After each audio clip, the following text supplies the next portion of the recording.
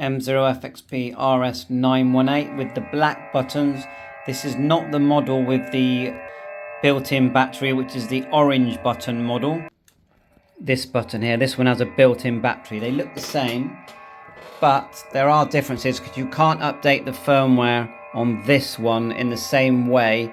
The latest super firmware, similar, I mean, like the one that Nazir makes, is on this model, and you can see within a minute we've had a WSJTS FT8 contact.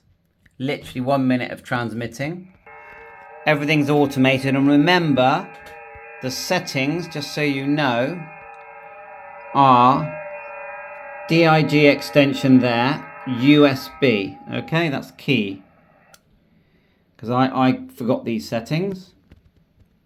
And then the settings in WSJTX are File, Settings, USB interface MCHF. On audio, radio is just, you have to select your COM port. You've got the setting there. The baud rate has to be 38400 on your COM port as well. COM port 26 in this case. Device manager. Double click port, and then port settings. Look, why is that at 9600? It's actually working. Funny. Right, what we're going to do now is switch over. Identical settings on the orange button one and see what happens.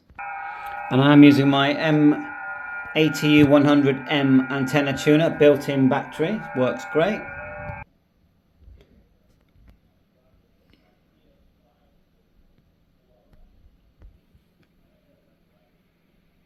I've noticed we're on the orange button one now.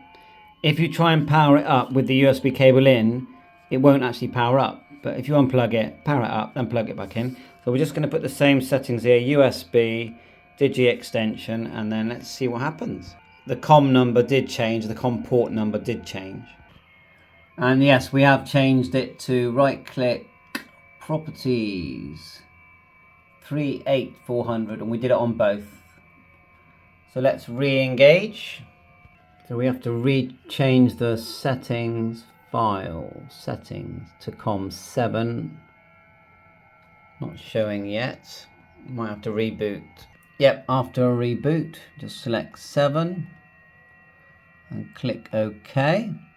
So what you're looking for to know you've got a connection, you're looking for this section here on the left to be green. If it's not going up and down green at about 70%, you're not actually connected.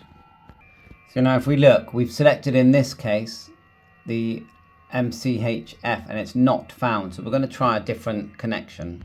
Okay, after just rebooting a couple of times, it actually did find it. So we just go File, Settings, and it's found it here, look. The speaker one still says not found.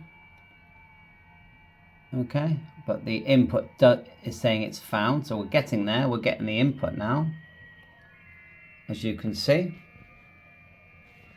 And down here, now we have got, pretty sure we've got rig control.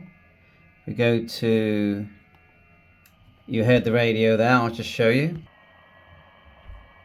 And I'll just switch it over.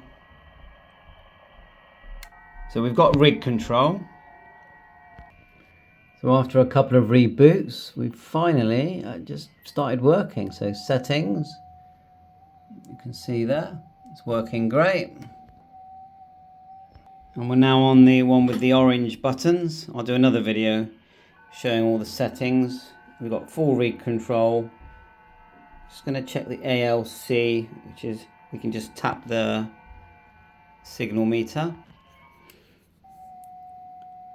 We're not showing much ALC there, but we can adjust it up here by holding this button down.